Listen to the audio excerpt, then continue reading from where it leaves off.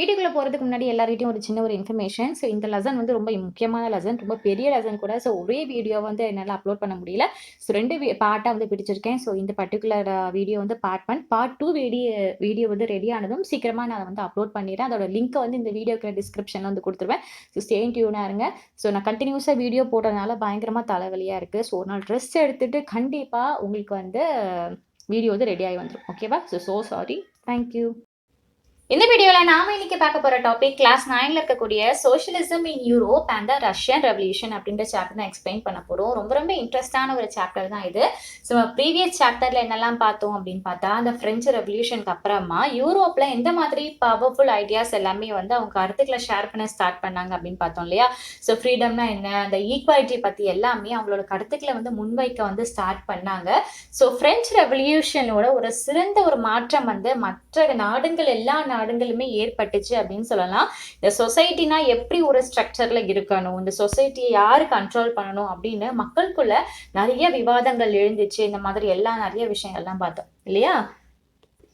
போன சாப்டர்லயே பார்த்தோம்ல, இந்த சொசைட்டி, இந்த கண்ட்ரி அப்படிங்கிறது எப்படி டிவைடாக இருந்தது அப்படின்னு பார்த்தா, அதாவது இந்த 18th சென்ச்சுரியில் எல்லாமே இந்த சொசைட்டி அப்படிங்கிறது எஸ்டேட் அண்ட் ஆர்டர்ஸ் இந்த மாதிரி கேட்டகரியில் வந்து டிவைடாக இருந்தது. இந்த கண்ட்ரீஸோட டிவைடான கண்ட்ரீஸோட எக்கனாமிக் அண்ட் சோஷியல் பவர்ஸ் எல்லாமே ஒரு அரிஸ்டோக்ராசி அண்ட் சர்ச்சு கீழே தான் இருந்துச்சு. அதாவது இந்த பிரபுத்துவம் சொல்லுவாங்கல்ல, இந்த வெல்தி பர்சன் என்ன டிசைட் பண்ணுறாங்களோ ஸோ அதுக்கு கீழே தான் மக்கள் அடிபணியணும் அப்படின்ற மாதிரி இருந்துச்சு. நிறைய பவர்ஸ் வந்து தேவாலயங்கள் இதுக்கிட்ட வந்து இருக்கிறத நம்மள வந்து பார்த்தோம். ஆனா இந்த ரெவல்யூஷனுக்கு அப்புறமா ஒரு மிகப்பெரிய மாற்றம் வந்து மக்கள் கிட்ட சமுதாயத்துக்கிட்ட எல்லாமே ஏற்பட்டுச்சு, மாற்றங்கள் ஏற்பட்டுச்சு அப்படின்னு நம்ம வந்து படிச்சோம் இல்லையா? இந்த பிரெஞ்சு ரெவல்யூஷனுக்கு அப்புறமா இந்த வேர்ல்டுல வந்து நிறைய இடங்கள்ல, ஏன் இத ஏசியால ஆகட்டும் யூரோப்ல ஆகட்டும், மக்கள் பத்தி இதனை பத்தின ஒரு சிந்தனை ஒரு நிறுத்தினாங்க அப்படின்னு சொல்லலாம். எதை பத்தினா இந்த இண்டிவிஜுவல் ரைட்ஸ்னா என்ன, ஸோ இந்த சோஷியல் பவர்ஸ் எல்லாமே கண்ட்ரோல் வந்து யாரு பண்ணணும் அப்படின்றது மாதிரி டிஸ்கஸ் பண்ணாங்க. சரியா? சரி, வேர்ல்டில் ஃபுல்லாகவே டிஸ்கஸ் பண்ணாங்களா? அப்போ நம்ம இந்தியாலையும் டிஸ்கஸ் பண்ணியிருப்பாங்க இல்லையா? ஸோ நம்ம இந்தியாவில் வந்து ராஜாராம் மோகன் ராய் அப்படிங்கிறவங்களும் அண்ட் டெரோசியோ ஸோ இவங்களும் வந்து இந்த பிரெஞ்சு ரெவல்யூஷனோட முக்கியத்துவத்தை பற்றி எல்லாமே பேச வந்து ஸ்டார்ட் பண்ணாங்களாம். அண்ட் இன்னும் நிறைய பேர் வந்து புரட்சிக்கு அப்புறமா அந்த யூரோப்பில் வந்து எந்த மாதிரி மாற்றங்கள்லாம் வந்து மக்கள்கிட்ட வந்து ஏற்பட்டிருக்கு அப்படிங்கிற மாதிரி விஷயங்களும் நிறைய வந்து விவாதிக்க வந்து ஸ்டார்ட் பண்ணியிருக்காங்க. இந்த ஒரு மாற்றம் வந்து சொசைட்டியில் ஒரு ஐடியாவை வந்து ஒரு ரீஷேப் பண்ணிச்சு அப்படின்னு சொல்லலாம். ஒரு வழக்கமான ஒரு இருக்கக்கூடிய ஒரு ஐடியாவை வந்து இன்னும் மக்கள் நிறைய பேர் டிபேட்டால் ஆர்கியூ பண்ணி பேசி அதுக்கு ஒரு சிறந்த ஒரு உருவத்தை வந்து கொடுத்துட்டாங்க, ஒரு ரீஷேப் பண்ணிட்டாங்க அப்படின்னு சொல்லலாம். ஸோ இந்த ஒரு மாற்றம் வந்து எல்லாராலையும் கம்ப்ளீட்டாக உடனே ஏற்றுக்க முடியாது இல்லையா? இத்தனை வருஷமா ஒரு ஃபாலோ பண்ணிட்டு வந்து வர பழக்கம் சடனாக மாற்றிக்க ஒரு சில மக்கள் வந்து விரும்பலை. சில மாற்றங்கள் வந்து அவசியம் அப்படின்னு நினச்சாங்க. ஆனால் டோட்டலாகவே எல்லாத்தையும் டிரான்ஸ்ஃபர் பண்ணணும், மாற்றணும் அப்படின்றதுக்கு யாரும் டக்குன்னு அந்தளவுக்கு யாருக்கும் வந்து விருப்பப்படலை. அவங்க என்ன நினச்சாங்கன்னா, படிப்படியாக ஒரு மாற்றம் வேணும் அப்படின்றத வந்து ஒத்துக்கிட்டாங்க. இந்த சொசைட்டியை சீரமைக்கணும் அப்படின்னும் அவங்களோட ஆசையாகவும் கூட இருந்துச்சு. இப்படி சில பேர் வந்து நினச்சாங்க இல்லையா, விரும்பினாங்க இல்லையா அந்த சொசைட்டி இப்படிலாம் மாறணுன்ட்டுன்னு. சில பேர் மாற்றங்களை விரும்பினாங்க, சில பேர் விரும்பலை, சில பேர் ஒரு சில கட்டுப்பாடுகளை வந்து வச்சாங்க. ஸோ இந்த கேட்டகரியில் வந்து சில பேர் மக்களை வந்து பிரிச்சிருக்காங்க. ஒன்று வந்து கன்சர்வேட்டிவ்ஸ், இன்னொன்று வந்து லிபரல்ஸ், மூணாவது வந்து ரேடிக்கல்ஸ். ஸோ இவங்கெல்லாம் யார் அப்படிங்கிறத நம்ம இப்போ பார்த்துடலாம். நான் முதல்ல பார்க்க போகிறவங்க வந்து லிபரல்ஸ் அப்படிங்கிறது. ஸோ இது ஒரு குரூப் ஆஃப் மக்கள். சரியா? இந்த ஒரு பர்டிகுலர் குரூப் வந்து சொசைட்டியில் மாற்றம் வேணும் அப்படின்னு ரொம்ப ஆசைப்பட்டாங்க. லிபரல்ஸ் தான் யார் அப்படின்னு பார்த்தா பரந்த கொள்கையுடையவர்கள் அப்படின்னு அர்த்தம். ஸோ இவங்க பொதுவாகவே என்ன மாற்றங்களை ஏற்படுத்தணும் அப்படின்னு நினச்சாங்க அப்படின்னா, ஒரு கண்ட்ரி அப்படின்னு இருந்துச்சுன்னா அந்த மதங்கள் வந்து எல்லாமே ரொம்ப எல்லாரும் அக்செப்ட் பண்ணணும். ஒரு மதத்தை மட்டும் ஃபாலோ பண்ணிட்டு ஃபோர்ஸ் பண்ணி இதை நீங்கள் வந்து ஃபாலோ பண்ணணும் அப்படின்ற மாதிரி சொல்லக்கூடாது அப்படின்ற மாதிரி விரும்பினாங்க. ஏன் அவங்க பர்டிகுலராக இதை வந்து முன்னிறுத்தி இதை கொண்டு வரணும் அப்படின்னு நினச்சாங்கன்னா, அந்த யூரோப்பில் வந்து அந்த டைமில் டிஸ்கிரிமினேஷன் அப்படிங்கிறது ரொம்ப அதிகப்படியாகவே இருந்துச்சு. அதாவது ஒரு ரீஜனை மட்டும் தான் ஃபாலோ பண்ணணும் அப்படின்ற ஒரு கட்டுப்பாடு இருந்துச்சு. இந்த பிரிட்டிஷ் எல்லாமே வந்து ரொம்ப சர்ச்சுக்கு வந்து ஃபேவர் பண்ணுறது, இந்த இங்கிலாந்து சர்ச்சுக்கு, ஆஸ்திரியா, ஸ்பெயின் இங்கே இருக்கக்கூடிய சர்ச்சுக்கு எல்லாமே ஃபேவர் பண்ணுறது இருந்ததுனால இந்த ஒரு டிஸ்கிரிமினேஷன் இருந்துச்சு. ஸோ இந்த லிபரல் மக்கள் என்ன நினச்சாங்க அப்படின்னா, இந்த மாதிரி இந்த டிஸ்கிரிமினேஷன் அதெல்லாம் இருக்கக்கூடாது. எல்லா மதங்களும் எல்லாருமே வந்து என்ன ஆசைப்படுறாங்களோ அவங்க வந்து அவங்களோட மதத்தை ஃபாலோ பண்ணலாமே அப்படின்ற மாதிரி வந்து வச்சாங்க. அண்ட் இவங்க வந்து இன்னொரு ஒரு சில விஷயங்களை வந்து அப்போஸும் பண்ணாங்க. என்ன அப்படின்னா, the uncontrol power of dynastic rules, அதாவது இந்த வம்சாவரியாவே இந்த கண்ட்ரியை ரூல் பண்ணுவாங்க இல்லையா, ஸோ இவங்களை எல்லாமே இவங்க வந்து ரொம்ப எதிர்த்தாங்க அப்படின்னு சொல்லலாம். கவர்மெண்ட்டுக்கு எதிராக ஒரு தனி மனிதனோட ஒரு உரிமையை வந்து பாதுகாக்கிறதுக்கு வந்து இவங்க வந்து ரொம்ப போராடினாங்க. இவங்க வந்து ரொம்ப ஆர்கியூ பண்ணாங்க. என்னன்னா, எங்களுக்கு வந்து ஒரு ரெப்ரசன்டேட்டிவ் வேணும். இந்த நாட்டை ஆள்றதுக்கு ஒரு ரெப்ரசன்டேட்டிவ் தான் வேணும். இந்த எலெக்டட் பார்லிமெண்ட் கவர்மெண்ட் தான் வேணும். வெல் ட்ரெயின் ஜுடிஷியரி, அதாவது ரொம்ப ஒரு நியாயமான ட்ரெயின் பண்ணப்பட்ட ஒரு நீதித்துறை வந்து வேணும். இண்டிபெண்ட் ரூலர் வேணும், இண்டிபெண்ட் ஆஃபீஸர்ஸ் வேணும் அப்படின்ட்டு இவங்களோட கோரிக்கை எல்லாமே வந்து இருந்துச்சு. என்னடா இந்த லிபரல்ஸ் எல்லாமே இவ்வளோ டெமோக்ரட்டிஸாக வந்து பேசுகிறாங்களே, ஒரு ஜனநாயகவாதிகளாக பேசுகிறாங்க, ஒரு சிந்தனை முற்போக்காளர்களாக இருப்பாங்க அப்படின்னு நீங்கள் நினச்சிட வேண்டாம். இவங்களுக்கு இந்த மாதிரி விஷயங்கள் எல்லாமே வந்து மாற்றணும்னு நினைப்பு. ஆனால் இவங்க அந்த யூனிவர்சல் லெவல் ஃப்ரான்ச்சைஸ் இருக்கு இல்லையா, எல்லா விஷயங்களையும் மாற்றணும் அப்படின்னு இவங்க வந்து விரும்பலை. அதாவது ஒரு சில விஷயங்களில் வந்து இவங்க கொஞ்சம் கண்ட்ரோல் தான் இருந்தாங்க. எல்லாருக்குமே ஓட்டு போடுற உரிமை இருக்கணும் அப்படிங்கிறது அவங்களோட தனிப்பட்ட ஒரு உரிமை தான், ஒரு அடிப்படை உரிமை. பட் அதை வந்து இவங்க வந்து விரும்பலை. இவங்க விரும்பினது என்ன அப்படின்னு பார்த்தா, ஒரு மெயின் தான் ஓட்டு போடணும். அண்ட் அந்த மெயின் கிட்ட வந்து நிறைய ப்ராப்பர்ட்டி வந்து அவங்க பிலாங்கிங்கில் இருக்கணும் அப்படின்னா அவங்க ஓட்டு போடுறதுக்கு உரிமை இருக்குது அப்படின்னு சொன்னாங்க. ஸ்ட்ரிக்டாக விமனுக்கு ஓட்டு போடக்கூடிய உரிமை இல்லை அப்படின்னு இவங்களோட வாதத்தையும் முன் வச்சாங்க. ஸோ இவங்க வந்து கொஞ்சம் ஒரு சில விஷயங்கள் சொசைட்டியில் மாற்றணும்னு நினச்சாங்க, ஒரு சில விஷயங்கள் மாற்றக்கூடாது அப்படின்ற ஒரு கோட்பாட்டிலையும் இருந்தாங்க. நெக்ஸ்ட்டு பார்க்க போகிற இது வந்து ராஷிகல்ஸ். இவங்களோட தாட் எப்படி இருந்துச்சு அப்படின்னா, ஒரு நாட்டோட அந்த பெரும்பான்மை மெஜாரிட்டின்னு சொல்லுவாங்க இல்லையா, ஸோ அந்த மெஜாரிட்டியோட அடிப்படையிலேயே ஒரு நேஷன் இருக்கணும் அப்படின்ற மாதிரி இவங்க வந்து விரும்பினாங்க. பல பெண்கள் வந்து வாக்குரிமை இயக்கங்களை வந்து ஸ்டார்ட் பண்ணாங்க. இவங்க ஒரு சில விஷயங்களை வந்து அப்போஸும் பண்ணாங்களே, எதிர்த்தாங்களே. என்ன அப்படின்னு பார்த்தா, இந்த லேண்ட்லார்ட் அனுபவிக்கக்கூடிய இந்த ப்ரிவிலேஜஸ் எல்லாமே வந்து எதிர்த்தாங்க. வெல்தி ஃபேக்ட்ரி ஓனர்ஸ், அதாவது ரொம்ப ஒரு பணக்காரங்க கிட்ட தான் அந்த ஃபேக்ட்ரி எல்லாமே இருக்கணும், அவங்க மட்டும் தான் ஓனர்ஸாக இருக்கணும், இந்த மாதிரி ஒரு விஷயங்கள் அவங்க அனுபவிக்கக்கூடிய அந்த ப்ரிவிலேஜஸ், முன்னுரிமை, இது எல்லாமே வந்து அகெயின்ஸ்ட் பண்ணாங்க அப்படின்னு சொல்லலாம். இவங்க மொத்தமாகவே இந்த ப்ரைவேட் ப்ராப்பர்ட்டியை வந்து வெறுக்கல. ப்ரைவேட் ப்ராப்பர்ட்டி மீன்ஸ் ஒரு கேபிட்டலிசமாக இருக்கும், ஒரு காசுக்காக அவங்க ஒருத்தவங்க மட்டுமே ஓன் பண்ணணும். இது மொத்தமாகவே ப்ரைவேட் ப்ராப்பர்ட்டி இருக்கக்கூடாது அப்படின்னு சொல்லலை.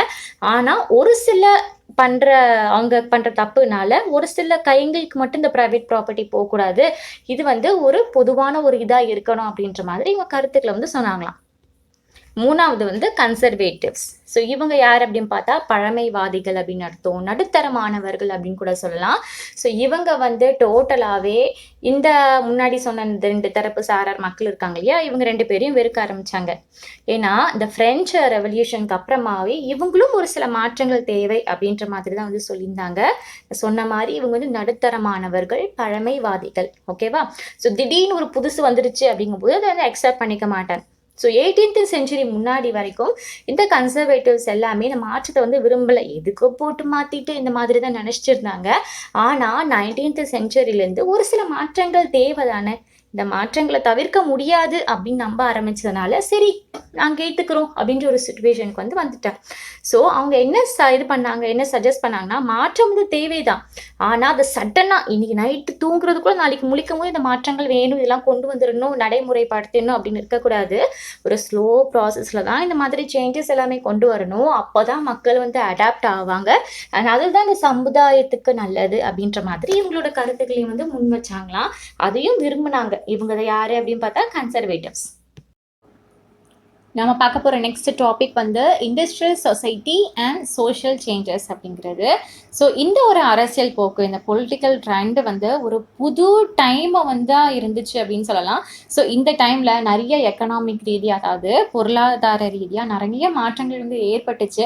நிறைய சிட்டிஸ், புது புது நியூ சிட்டிஸ் எல்லாம் வந்து ஃபார்ம் ஆகுச்சு. ஸோ சிட்டிஸ் வந்தாலே அந்த இடத்துல ஒரு இண்டஸ்ட்ரியலைசேஷன் வந்து ஸ்டார்ட் ஆகுமே, அதே மாதிரி நிறைய இண்டஸ்ட்ரியல் ரீச் வந்து நிறைய பரவிச்சு. ஸோ எல்லா இடத்துலையும் டெவலப்மெண்ட் அப்படிங்கிறது இருந்தது. ஸோ இந்த ஒரு டெவலப்மெண்ட் இருந்ததுனால ரயில்வேஸ் எல்லாமே வந்து எக்ஸ்பேண்ட் ஆச்சு. அதுக்கப்புறமா இண்டஸ்ட்ரியல் ரெவல்யூஷன் வந்து ஏற்பட்டுச்சு, அதாவது தொழில் புரட்சி வந்து ஏற்பட்டுச்சு அப்படின்னு சொல்லலாம். ஸோ சிட்டிஸ் எல்லாமே வந்து இண்டஸ்ட்ரியல் மயமானதுனால அந்த இடத்துக்குள்ள வேலை பார்க்கறதுக்கு ஆட்கள் வருவாங்க இல்லையா, நிறைய மென் விமன் அண்ட் குழந்தைகள் எல்லாமே அங்கே இடத்துல வந்து இண்டஸ்ட்ரியில் வந்து வேலை பார்க்க வந்து ஸ்டார்ட் பண்ணாங்களாம். அவங்க வேலை பார்க்குற நேரம் வந்து அதிகமாக இருந்தது. ஆனால் அவங்களுக்கு கொடுக்கப்படக்கூடிய அந்த வேஜஸ் காசு வந்து ரொம்பவே கம்மியாக தான் இருந்துச்சு. என்னதான் வேலை பார்த்து இருந்தாலுமே வந்து அன்எம்ப்ளாய்மெண்ட் அப்படிங்கிறது கொஞ்சம் காமனாகவே இருந்தது. ஏன்னா இது வந்து ஒரு இண்டஸ்ட்ரியல் ஏரியாவாக ஆயிடுச்சு. அந்த இண்டஸ்ட்ரியல் குட்ஸ் எப்பெல்லாம் டிமாண்ட் வந்து இல்லாமல் போகுதோ அந்த டைம்ல எல்லாமே வேலை திண்டாட்டம் அப்படிங்கிறது கொஞ்சம் அதிகமாகவே வந்து இருந்துச்சு அப்படின்னு சொல்லலாம். ஸோ சிட்டிஸ் எல்லாமே வேகமாக வளர்ந்து வர்றதுனால மக்களோட நடமாட்டம் நிறைய பேர் வந்து மைக்ரேட் ஆகி இங்கே வர்றதுனால வீட்டு வசதி வந்து அந்த அளவுக்கு யாருக்குமே கிடைக்கல. ஸோ இந்த சுகாதார ப்ராப்ளம்ஸ் எல்லாமே அதிகப்படியாக வந்து வந்துச்சு. அதுக்கப்புறமா அந்த லிபரல்ஸ் அண்ட் ரேடிகல்ஸ்லாம் இருக்காங்க இல்லையா, இவங்க வந்து இந்த ஒரு ப்ராப்ளம்க்கு வந்து நம்ம எப்படியாவது ஒரு சொல்யூஷன் வந்து தேர்ந்தெடுத்து இந்த விஷயம் எப்படியாவது சார்ட் அவுட் பண்ணணும் நம்ம அப்படின்னு வந்து டிசைட் பண்ணாங்களாம். அந்த டைம்ல வந்து ஆல்மோஸ்ட் எல்லா இண்டஸ்ட்ரியுமே ஒரு தனி நபரோட ஒரு சொத்தாக தான் இருந்துச்சு. அதாவது ஒரு இண்டிவிஜுவல் ப்ராப்பர்ட்டியோட சொத்தாக தான் இருந்துச்சு. ஒரு கவர்மெண்ட் அண்டர்டேக் பண்ணுறது அந்த மாதிரி அது எதுவுமே வந்து கிடையாது. ஸோ அந்த தனிநபரோட சொத்தாக இருந்தது இல்லையா ஒரு பர்சனோடது. ஸோ அந்த பர்சன்ஸ்லாம் யாராக இருந்தாங்க அப்படின்னு பார்த்தா அந்த லிபரல்ஸ் அண்ட் ரேடிகல்ஸாக தான் இருந்தாங்களா. ஸோ அவங்களோட ஓன் ப்ராப்பர்ட்டியாக தான் இருந்தது அந்த சொத்துக்களுக்கு எல்லாமே. அவங்க தான் வந்து முதலாளியாகவும் இருந்தாங்களாம். ஸோ அவங்க என்ன நினச்சாங்க அப்படின்னா அந்த ட்ரேட்லாம் பண்ணுறாங்க இல்லையா, வணிகம்லாம் பண்ணுறாங்க இல்லையா, அதுக்கப்புறம் இந்த இண்டஸ்ட்ரீஸ் இது மூலியமாக தங்களோட மணி எல்லாமே சேர்த்து வச்சுட்டு எக்கனாமியில் வந்து இந்த பணியாளர்கள்லாம் இருப்பாங்க இல்லையா, ஸோ அவங்களோட ஆரோக்கியத்துக்காகவும் இந்த ஹெல்த்திக்காகவும் இந்த சிட்டிசன்ஸ் அந்த ஊர் மக்கள் சிட்டிசன்ஸ் எல்லாமே நல்லா படிக்கணும் அப்படின்ற ஒரு மாற்றம் வந்து உண்டாகணும் அப்படின்ற மாதிரி நிறைய வந்து முயற்சி வந்து எடுத்தாங்க. யார் இந்த லிபரல்ஸ் அண்ட் ரேடிகல்ஸ் எல்லாமே ஸோ முயற்சி எடுக்கணும் அப்படின்னு ஃபீலும் பண்ணாங்களாம், முயற்சி வந்து எடுத்தாங்களாம். ஸோ இவங்க வந்து அந்த ஓல்டு அரிஸ்டோக்ராசி இருக்கு இல்லையா, ஸோ அந்த பர்த்னாலே அந்த என்ன சொல்ல ப்ரிவிலேஜஸ் எல்லாமே அனுபவிப்பாங்களா, இந்த மாதிரி திட்டத்தை வந்து எதிர்த்தாங்கன்னு நம்ம ஃபர்ஸ்டே சொல்லியிருந்தோம். ஸோ இந்த டைமில் வந்து இந்த மாதிரி திட்டங்கள்லாம் அது பை பர்த் பிரகாரம் ப்ரிவிலேஜஸ் அப்படிங்கிறது எதுவுமே கிடையாது. ஸோ இந்த ஒரு இஷ்யூ எல்லாமே வந்து இவங்க வந்து எதிர்த்தாங்க. அதுக்கப்புறம் தனிமட்ட முயற்சியும் உழைப்பும் வேணும் அப்படின்னு முக்கியமாக இவங்க வந்து நம்பினாங்க, பிலீவ் பண்ணாங்க. ஸோ 19th செஞ்சுரியில் வந்து இந்த லிபரல் ரேடிக்கல் இந்த தரப்புசாரர்கள் இருக்காங்க இல்லையா, ஸோ இவங்களுக்கு சப்போர்ட் பண்ணுற விதமாக நிறைய வேலை பார்க்கக்கூடிய பெண்கள் ஆண்கள் எல்லாமே இவங்க கூட சேர்ந்து அந்த ரெவல்யூஷனில் வந்து கலந்துக்கிட்டாங்க. சில நேஷனலிஸ்ட் ஆகட்டும் லிபரல்ஸ் ரேடிகல்ஸ் இவங்க எல்லாருமே வந்து 1815 யூரோப்பில் எஸ்டாப்ளிஷ் பண்ண கவர்மெண்ட்டுக்கு முற்றுப்புள்ளி வச்சு ஒரு புரட்சி செய்ய வந்து ஸ்டார்ட் பண்ணாங்க. அதுக்கப்புறமா பிரான்ஸ், இட்டாலி, ஜெர்மன், ரஷ்யா இங்கே இருக்கக்கூடிய ஆட்கள் நிறைய பேர் வந்து புரட்சியாளர்களாக வந்து மாறினாங்க. ஸோ அந்தந்த நாட்டிலலாம் ஏற்கனவே ஒரு மன்னர் அப்படின்ற ஒருத்தவங்க வந்து ஆட்சி செஞ்சுட்டு இருந்திருப்பாங்க இல்லையா, ஸோ அவங்கள எல்லாரையுமே அந்த இடத்த விட்டு எப்படியாவது தூக்கி எறியணும் அப்படின்ற மாதிரிலாம் நிறைய ஸ்கெட்ச் போட்டு நிறையா பிளான்லாம் வந்து பண்ணாங்களாம். அனைத்து விதமான சிட்டிசன்ஸ் அதாவது இந்த குடிமக்கள் எல்லாமே இருக்கிற மாதிரி ஒரு நாடு வேணும், ஒரு நேஷன் வேணும், அதை உருவாக்கணும் அப்படிங்கிறதான் எங்களோட நோக்கமாகவே இருந்துச்சு. அதுக்கு வந்து அந்த சிந்தனை மட்டுமே தான் எங்களுக்குள்ள வந்து இருந்துச்சான். ஸோ நெக்ஸ்ட் பார்க்க போகிற டாபிக் வந்து the coming of socialism to Europe.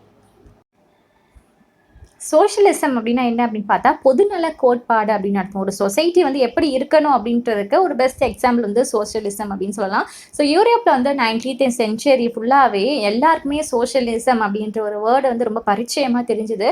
So எல்லாரும் அது மேலே ஒரு ஐடியா ஒரு அட்டென்ஷன் வந்து கொண்டாங்க அப்படின்னு சொல்லலாம். நிறைய சோஷியலிஸ்ட் இருப்பாங்க இல்லையா, ஸோ அவங்க எல்லாமே இந்த ப்ரைவேட் ப்ராப்பர்ட்டியை ரொம்ப எதிர்த்தாங்களாம். ஸோ ப்ரைவேட் அவங்க ஒருத்தர் இண்டிவிஜுவல் பர்சன் கிட்ட மாதிரி இருக்கும் இல்லையா, ஸோ ப்ரைவேட்டாக இருக்கிறது, ஸோ இது வந்து ரொம்ப வெறுத்தாங்க. அவங்கள பொறுத்த வரைக்கும் என்ன நினச்சாங்க அப்படின்னா சொசைட்டிக்கு இது ஒரு நோய் மாதிரி ஒரு தொற்று நோய் மாதிரி ஃபீல் பண்ணாங்களே. ஏன்னா அந்த இண்டிவிஜுவல் கிட்ட தான் வந்து அந்த ப்ராப்பர்ட்டி எல்லாமே வந்து சொந்தமாக வச்சுருக்காங்க, ஓன் பண்ணுறாங்க சரியா. அவங்க வந்து மற்றவங்களுக்கு வந்து எம்ப்ளாய்மெண்ட் ஆப்பர்ச்சுனிட்டி கொடுக்குறாங்க. இந்த ஒர்க்கர்ஸ் எல்லாமே பாடுபட்டு உழைக்கிறாங்க இல்லையா, ஆனால் அந்த பாடுபட்டு பொழைச்ச எல்லா சொத்துக்கள் எல்லாத்துமே மொத்தமாக அவங்க வந்து என்ன சொல்கிறது அவங்களோட பர்சன் கெயின்காக மட்டும் தான் யூஸ் பண்ணிக்கிறாங்க. வெறும் கம்மி காசு மட்டும்தான் அந்த ஒர்க்கர்ஸ்க்கு கொடுத்துட்டு வெறும் அவங்களோட லாபத்துக்கு மட்டுமே தான் அந்த ஒர்க்கர்ஸை வச்சு வேலை பார்க்குற மாதிரி நடக்குது. ஸோ அது ப்ராப்பர்ட்டி அப்படின்னு ஒரு சொசைட்டி கிட்ட இருந்தது அப்படின்னா ஸோ அவங்களோட அட்டென்ஷன் எல்லாமே மக்களுக்கு வந்து ஒரு வெல்ஃபேர் கொடுக்கறதுக்கு ஒரு சோஷியல் இன்ட்ரெஸ்டாக இருக்கணும். ஸோ இந்த மாதிரி ஒரு இண்டஸ்ட்ரி வந்து ஃபுல் ஒரு ப்ரைவேட் ஓரியன்டாக இருக்கக்கூடாது அப்படின்ற மாதிரி எல்லாமே வந்து நினச்சாங்களாம். சில மாற்றணும்னு நினச்சி நிறைய பிரச்சாரம்லாம் கூட வந்து பண்ணாங்களாம். ஸோ ஒவ்வொரு சோஷியலிஸ்ட்டுக்குமே ஒவ்வொரு வேறு வகையான ஒரு வேர்ஷன்ஸ் வந்து இருந்துச்சான். ஸோ இதை ஒரு கொஞ்சம் மாற்றணும், இது வேறு மாதிரி மாற்றணும் அப்படின்ற மாதிரி ஒவ்வொரு விஷயங்கள் டிஃப்ரெண்ட்டாகவே இருக்கும்ல. ஒரு ஒப்பீனியனுங்கிறது எல்லாருக்கும் பொதுவாகலாம் இருக்காது. ஸோ வேறு மாதிரி இருந்துச்சு. ஸோ அவங்க என்ன பிலீவ் பண்ணாங்க அப்படின்னா இந்த கூட்டுறவு கோஆப்ரேட்டிவ் சொசைட்டி அதெல்லாம் வந்தால் நல்லாயிருக்கும் அப்படின்னு நினைக்கிறாங்க. அதுக்கப்புறம் இந்த ராபர்ட் ஓன் அப்படின்றவங்க, ஸோ இவர் யாருன்னா ஒரு லீடிங் ஒரு இங்கிலீஷ் மேனுஃபேக்சரர் அப்படின்னு அப்படின்னு சொல்லலாம். இவர் வந்து ரொம்ப ஒரு ட்ரை பண்ணாங்க. என்ன அப்படின்னா, ஸோ எப்படியாவது ஒரு கோஆப்ரேட்டிவ் கம்யூனிட்டி வந்து உருவாக்கணும் அப்படின்ற மாதிரி. ஸோ அதுக்கு வந்து நியூ ஹார்மோனி வந்து ஸ்டார்ட் பண்ணணும் அப்படின்ற மாதிரி நிறைய முயற்சிலாம் வந்து பண்ணாங்களாம். இன்னும் வேறு வகையான நிறையா சோஷியலிஸ்ட் இருப்பாங்க இல்லையா? ஸோ அவங்களாம் என்ன சொன்னாங்கன்னா, இந்த கோஆப்பரேட்டிவ் கம்யூனிட்டி ஆரம்பிக்கிறது, ஒரு பில்ட் பண்ணுறது அப்படிங்கிறது ஒரு லேஸ்பட்ட காரியம் ஒன்றும் கிடையாது. ஸோ ஒரு இண்டிவிஜுவல் மட்டும் இனிஷியேட்டிவ் எடுத்து இதை வந்து பண்ணோம் அப்படின்னா வந்து எதுவும் பண்ண முடியாது. அதுக்கு பதிலாக இது ஃபுல் என்கரேஜ்மெண்ட் கவர்மெண்ட் வந்து என்கரேஜ் பண்ணாங்க அப்படின்னா, இந்த கோஆப்பரேட்டிவ் வந்து ஆரம்பிச்சிடலாம் அப்படின்ற மாதிரிலாம் வந்து சொல்லிட்டு இருந்தாங்களாம். அதுக்கப்புறம் ஃப்ரான்ஸில் வந்து லூயிஸ் பிளாங்க் அப்படின்றவங்க என்ன பண்ணாங்கன்னா, ஸோ கவர்மெண்ட் கிட்ட வந்து ஒரு கோரிக்கை மாதிரி வச்சாங்க. நீங்கள் வந்து இதை மாதிரி வந்து ஃபுல் என்கரேஜ் பண்ணணும், கோஆப்பரேட்டிவ் இதாக மாற்றுறதுக்கு என்கரேஜ் பண்ணணும் அப்படின்னு சொன்னாங்க. அதுக்கப்புறம் அந்த கேபிட்டலிஸ்ட் என்டர்பிரைசஸ் வந்து ரீப்ளேஸ் பண்ணணும் அந்த மாதிரிலாம் வந்து அவங்களோட ஒரு ஐடியா சிந்தனைகள் எல்லாமே வந்து வச்சாங்களாம். ஸோ இவங்களை பொறுத்த வரைக்கும் அந்த கோஆப்ரேட்டிவ் அப்படிங்கிறது எப்படி இருக்கும் அப்படின்னா, மக்கள் எல்லாருமே சேர்ந்து ஒரு குட்ஸை வந்து ப்ரொடியூஸ் பண்ணணும் ஒன்றா சேர்ந்து. ஸோ அதில் வரக்கூடிய ப்ராஃபிட்டை வந்து அவங்க யார் யார் எந்தெந்த மாதிரி வேலை பார்த்தாங்களோ அவங்களுக்கு ஏற்ற மாதிரி எல்லாருக்கும் ஈக்குவலாக டிவைட் பண்ணி கொடுக்கணும் மெம்பர்ஸ்குள்ளே. ஸோ இதே மாதிரி ஒரு ஈக்குவாலிட்டி வேணும் அப்படின்ற மாதிரி வந்து கொடுத்தாங்களாம். அதுக்கப்புறமா காரல் மார்க்ஸ் அண்ட் ஃப்ரைட்ரிச் ஹெகல்ஸ், ஸோ இவங்க 2 பேருமே இவங்களோட ஐடியாஸ் அண்ட் ஆர்குமெண்ட்ஸ் எல்லாமே வந்து முன்னிறுத்த வந்து ஸ்டார்ட் பண்ணாங்க. ஸோ இவங்க என்ன ஆர்கியூ பண்ணாங்க அப்படின்னா, அந்த இண்டஸ்ட்ரியல் சொசைட்டி அப்படிங்கிறது ஒரு கேபிட்டலிஸ்ட் சொசைட்டி மாதிரி வந்து இருக்குது. ஸோ இண்டஸ்ட்ரியில் வந்து முதலீடு செய்த இந்த மூலதனம் இருக்கு இல்லையா, ஃபர்ஸ்ட் கேபிட்டல் சொல்லுவாங்க இல்லையா, ஸோ அந்த மூலதனத்தை வந்து முதலாளிகள் வந்து சொந்தமாக வச்சுக்கிறாங்க. ஸோ முதலாளிகளுக்கு மட்டும் லாபம் வர்ற மாதிரி தொழிலாளர்கள் எல்லாமே வந்து தயார்படுத்தி அவங்க வந்து அனுப்புகிறாங்க. ஆனால் எந்த ஒரு பெனிஃபிட்டுமே தொழிலாளர்களுக்கு வந்து கிடைக்க மாட்டேங்குது அப்படின்ற மாதிரி இவர் சொல்கிறாரு. இந்த கம்பெனியில் வேலை பார்த்து கிடைக்கக்கூடிய அந்த லாபம் எல்லாமே முதலாளிகள் மட்டுமே குவிக்கிற வரைக்கும் தொழிலாளர்களோட நிலைமை வந்து மேம்படாது. ஸோ ஒர்க்கர்ஸ் எல்லாமே கேபிட்டலிசம் வந்து ஓவர் கம் பண்ணணும், அந்த ப்ரைவேட் ப்ராப்பர்ட்டி அந்த ரூல்ஸ்க்கெல்லாம் வந்து பிரேக் பண்ணணும். அந்த மாதிரி இவர் வந்து கொஞ்சம் நிறைய வந்து சப்போர்ட் வந்து பண்ணாராம். ஸோ மார்க் வந்து என்ன நினைக்காரு அப்படின்னா, ஸோ தொழிலாளர்கள் வந்து எல்லா ப்ராப்பர்ட்டிஸுமே சமூக ரீதியாக கட்டுப்படுத்தப்பட்ட ஒரு தீவிரமான சோஷியலிசம் சொசைட்டியை வந்து உருவாக்கணும். ஸோ அப்போ தான் அந்த நிலைமை வந்து மாறும் அப்படின்ட்டு வந்து காரல் மார்க்ஸ் வந்து சொல்கிறாராம். ஃப்யூச்சரில் ஒரு கம்யூனிஸ்ட் சொசைட்டியாக நம்மளோட நாடு மாறணும் அப்படின்ற மாதிரி வந்து நினைக்காங்க. ஸோ கம்யூனிஸ்ட் சொசைட்டி என்ன அப்படின்னு பார்த்தா, இண்டஸ்ட்ரியல் ப்ராப்பர்ட்டி கண்ட்ரோல் இது எல்லாமே மொத்தமாக வந்து டேக் ஓவர் பண்ணி கண்ட்ரோல் பண்ணுறது யாருன்னு பார்த்தா, ஒரு கவர்மெண்ட் வந்து ஒரு பொது சமூகமாக வந்து இது பண்ணுமா, கவர்மெண்ட் பண்ணும், இல்லை பொது சமூகம் வந்து டேக் ஓவர் பண்ணும். இதில் இண்டிவிஜுவலோட அந்த ஓன் ப்ராப்பர்ட்டி அப்படிங்கிறது கம்மியாக இருக்கும். ஸோ அதில் வந்து வரக்கூடிய வருமானமாகட்டும் வளங்கள் இது எல்லாமே வந்து ஈக்குவலாக டிஸ்ட்ரிபியூட் பண்ணுவாங்க. ஸோ அதை தான் கம்யூனிஸ்ட் சொசைட்டி அப்படிங்கிறது. ஸோ இதுதான் ஃபியூச்சரில் வந்து கம்யூனிஸ்ட் சொசைட்டியாக தான் வரணும் அப்படின்ற மாதிரி இப்போ காரல் மார்க்ஸ்லாம் ரொம்பவே பிலீவ் பண்ணாங்களாம். நம்ம பார்க்க போகிற நெக்ஸ்ட் டாபிக் வந்து சப்போர்ட் ஃபார் சோஷியலிசம் அப்படிங்கிறது. ஸோ 1870ஸ்லாம் வந்துமே நிறைய அந்த சோஷியலிஸ்ட் எல்லாமே அவங்க ஐடியா வந்து யூரோப் ஃபுல்லாக வந்து ஸ்ப்ரெட் பண்ண ஸ்டார்ட் பண்ணாங்களாம். ஸோ அவங்க வந்து எஃபெக்ட் வந்து கோஆர்டினேட் பண்ணுற விதமாக சோஷியலிஸ்ட் ஃபார்ம்ட் அண்ட் இன்டர்நேஷ்னல் பாடி ஒன்று வந்து ஃபார்ம் பண்ணாங்க. அதுக்கு பேர் வந்து செகண்ட் இன்டர்நேஷ்னல் அப்படின்ற மாதிரி வந்து பேர் வந்து வச்சாங்களாம். ஸோ இங்கிலாண்டில் ஜெர்மனியில் இருக்கக்கூடிய ஒர்க்கர்ஸ் எல்லாமே ஒரு அந்த அசோசியேஷனில் வந்து ஃபார்ம் பண்ணிவிட்டு ஸோ அவங்களோட பெட்டர் லிவிங்காகவும் ஒர்க்கிங் கண்டிஷனுக்காகவும் வந்து கொஞ்சம் வந்து ஃபைட் பண்ண வந்து ஸ்டார்ட் பண்ணாங்க. அதுக்கப்புறம் ஃபண்டெல்லாம் வந்து செட் பண்ண ஆரம்பித்தாங்களாம் அவங்களோட மெம்பர்ஸ்க்கு வந்து ஹெல்ப் பண்ணுறதுக்காக. ஸோ வந்து ஃபண்ட்லாம் வந்து செட் பண்ண ஆரம்பித்தாங்க. அவங்க டிமாண்ட் நிறைய கோரிக்கைகளும் வச்சாங்களா. என்ன அப்படின்னு பார்த்தா, அந்த ஒர்க்கிங் ஹார்ஸ் எல்லாமே நீங்கள் ரெடியூஸ் பண்ணணும், அதுக்கப்புறம் எங்களுக்கு வந்து ரைட் டு ஓட் அந்த மாதிரி ஒரு உரிமைகளும் கொடுக்கணும் அப்படின்ற மாதிரி கோரிக்கைகள் எல்லாமே வச்சாங்க. அப்புறம் இந்த ஜெர்மனியில் கூட இந்த அசோசியேஷன் வந்து சோஷியல் டெமோக்ராட்டிக் பார்ட்டி அவங்க கூட சேர்ந்து வந்து ஒர்க் பண்ண ஆரம்பிச்சுது. அதுக்கு இதன் மூலியமாக தான் பார்லிமெண்ட்லி சீட் வந்து வின் பண்ணலாம் அந்த மாதிரிலாம் வந்து ஸ்டார்ட் பண்ணாங்க. அண்ட் 1905 வந்து சோஷியலிஸ்ட் வந்து ட்ரேட் யூனியன்ஸ் மூலமா வந்து லேபர் பார்ட்டி வந்து இது பண்ணாங்க in Britain, and socialist party in France மாதிரி வந்து ஸ்டார்ட் பண்ணாங்க. அண்ட் 1914 வரைக்குமே சோஷியலிஸ்ட்டுக்கு வந்து இந்த கவர்மெண்ட்டில் நின்று அதில் ஜெயிச்சுது அப்படிங்கிற மாதிரி எந்த ஒரு இதுவுமே கிடையாது. ஓகேவா. ஆனால் வந்து அவங்களோட ஐடியாஸ் எல்லாமே இந்த லெஜிஸ்லேஷன் மாற்றங்கள் ஏற்பட்டுச்சு, சட்டத்தில் வந்து ஒரு ஷேப் வந்து கொண்டு வரப்பட்டது. ஆனால் இப்போ வரைக்குமே இப்போ மீன்ஸ் அந்த 1914 வரைக்குமே இந்த கவர்மெண்ட் வந்து எதுக்கு கீழே இயங்குது அப்படின்னு பார்த்தா, இந்த கன்சர்வேட்டிவ் ஸ்கீல லிபரல்ஸ் அண்ட் ராடிக்கல் ஸ்கீலாம் வந்து எங்கிட்ட வந்துட்டு இருக்கான். நம்ம நெக்ஸ்ட் பார்க்க போகிற டாபிக் வந்து த ரஷ்யன் ரெவல்யூஷன் அப்படிங்கிறது. ஸோ யூரோப் ஸ்டேட்ஸ் இருக்கு இல்லையா, அங்கே அந்த லீஸ்ட் இண்டஸ்ட்ரியலைசேஷனால் நிலைமை வந்து தலைகீழே மாறிச்சு. ஸோ அங்கே இருக்கக்கூடிய அந்த சோஷியலிஸ்ட் எல்லாமே வந்து கவர்மெண்ட்லோட ரஷ்யா வந்து டுக் ஓவர் பண்ண ஸ்டார்ட் பண்ணாங்க. ஸோ ஒரு ரிவால்ட் வந்து ஆரம்பிச்சது 1970. February 1917 அப்போது வந்து மொனார்கி இந்த முடியாட்சி இருக்கு இல்லையா, ஸோ அது வந்து வீழ்ச்சி ஆகுது.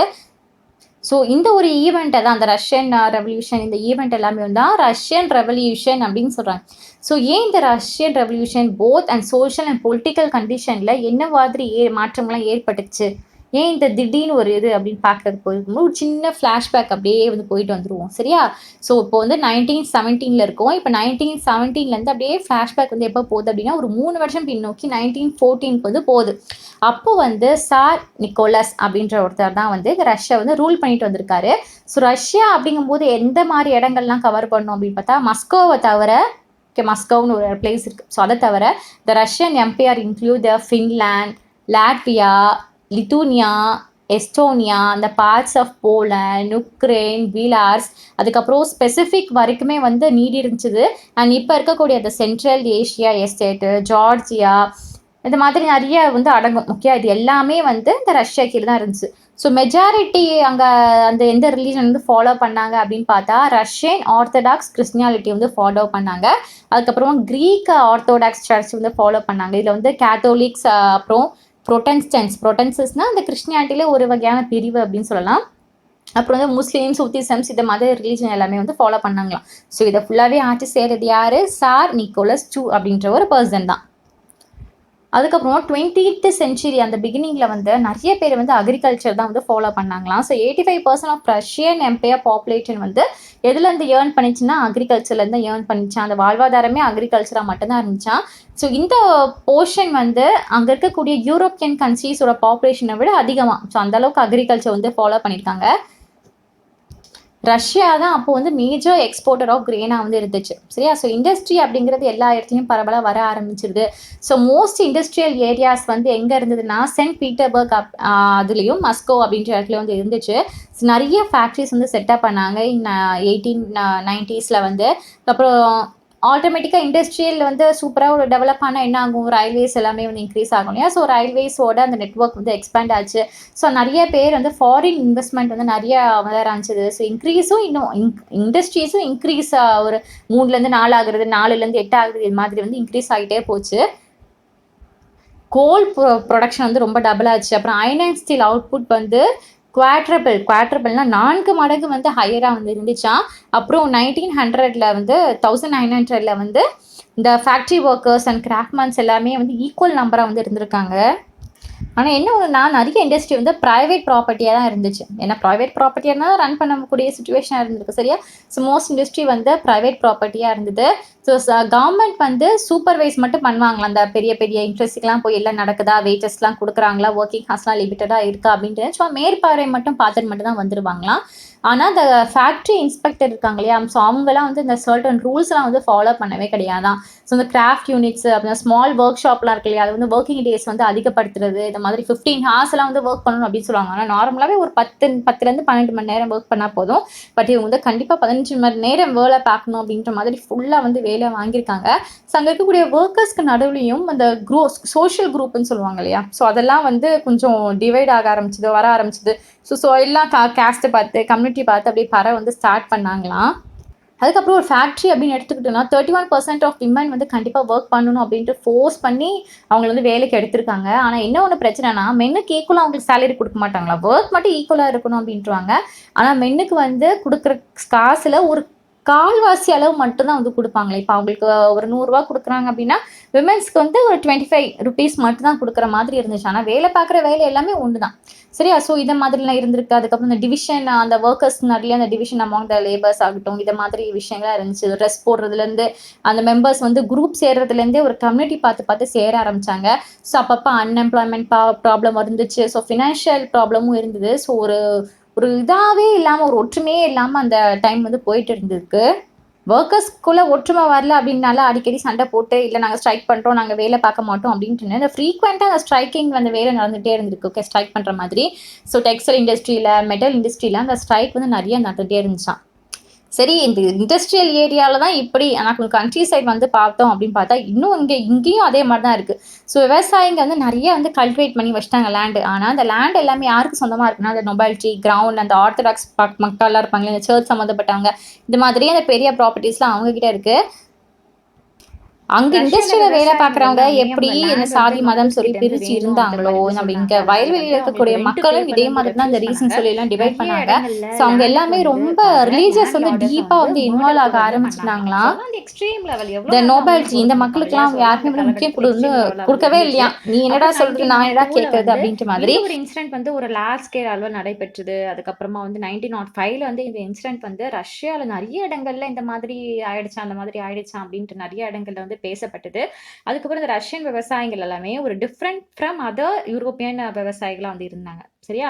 ஸோ எதை மாதிரி அப்படின்னு பார்த்தோம் அப்படின்னா, ஸோ அந்த விவசாயிகள் எல்லாமே அவங்களுக்கு தேவைப்படும் போது அவங்களோட லேண்ட் எல்லாத்தையுமே வந்து ஒருங்கிணைச்சாங்களாம். ஸோ அந்தந்த கம்யூனி, அதாவது இந்த தனிப்பட்ட குடும்பங்களுக்கு ஏற்ற மாதிரி அந்த லேண்ட் எல்லாமே பிரிச்சு கொடுத்தாங்களாம். சரியா? ஸோ பீரியாடிக்கல் பேசிஸ்ல வந்து கொடுத்துருப்பாங்க போல. ஸோ இதோட இப்போதைக்கு இந்த பார்ட் 1 வந்து முடியுது. ஸோ பார்ட் 2 வீடியோ வந்து நான் அந்த டிஸ்கிரிப்ஷன்ல வந்து கொடுக்குறேன். ஓகேவா? ஸோ அது ரெடி ஆனதுமே ஸோ ஸ்டே டியூனா இருங்க. Thank you.